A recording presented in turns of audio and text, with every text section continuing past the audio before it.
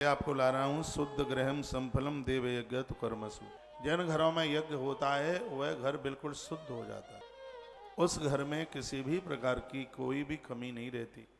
जिन घरों में यज्ञ होता है उस घर में जप पूजा पाठ करने का कई गुना जाके फल मिलता है। ये बात समझ लो और लिख लो।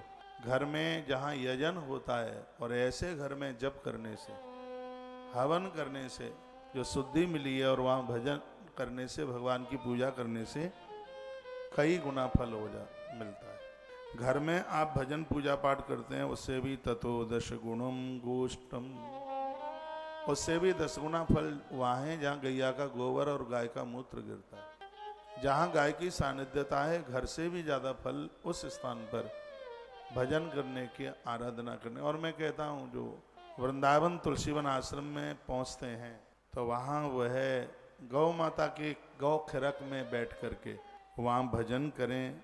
और ऐसी कौन सी चीज़ें हैं जहाँ बैठ करके भजन का ज़्यादा फल मिलता है? गोष्ठम, गौशाला में भजन करोगे तो कई गुना फल मिलता है। और फिर वर्णन किया गया जल तीरे, जहाँ सरोवर है, पानी है, जल के जहाँ स्रोत हैं वहाँ पर बैठ करके भजन करोगे तो वहाँ भी आपकी आराधना, साधना, दान पुण्य का ज़्यादा प्रभाव है।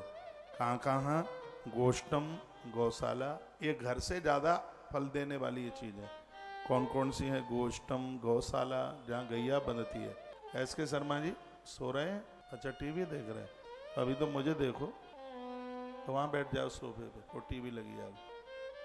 ये बहुत सुनने लायक बात है आज की कथा। कल की भी बातें बड़ी सुंदर थी, जहाँ कौन सी दिशा में मुख करके सोएं, बड़ी मलुक बातें मुझे अच्छी बात लगी। आज मैं थोड़ा कमरे में सुन रहा था, मैं अपने आप को बोल रहा था बाबा पहलवान बड़ी अच्छी बात बोल के आ गया है। मैं खुद अपने को बोल रहा, यहाँ तो पता लगता नहीं है क्या बोल गया हूँ, लेकिन बाद में जब सुना तब लगा क्या तंदुरुस्त बात बोली है। 4 दिशाओं की तरफ पाम करके ना सोना, 4 की तरफ पाम करके सोना और वहीं ऐसे सीधे उठना, बात बड़ी दुरुस्त लगी, अच्छी लगी सुन के। तो घर से ज़्यादा दान पुण्य भजन का जो प्रभाव है, गोष्ठम, गौशाला, जल तीरे, जहाँ साधारण से जल सरोवर वगैरह हैं उनके किनारे बैठ करके। फिर कहा है बिल्व तुलस्या अस्वस्थ मूलकम, घर से और ज़्यादा भजन करने का, दान पुण्य करने का जो फल है बिल्व, बेल वृक्ष।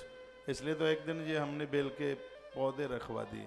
कहा बेल की सानिध्यता में किया गया सदकर्म।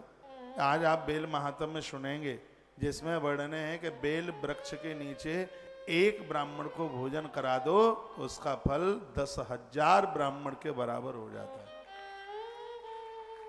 कहीं तो करोड़ भी लिखा है, पर हम करोड़ ना माने, 10,000 मान ले। अरे 10,000 ना माने तो 1000 मान ले, तो 1000 क्या कोई कम होता है? वैसे ग्रंथ में तो कोट सा लिखा हुआ है। इतनी बड़ी महिमा है बेल की।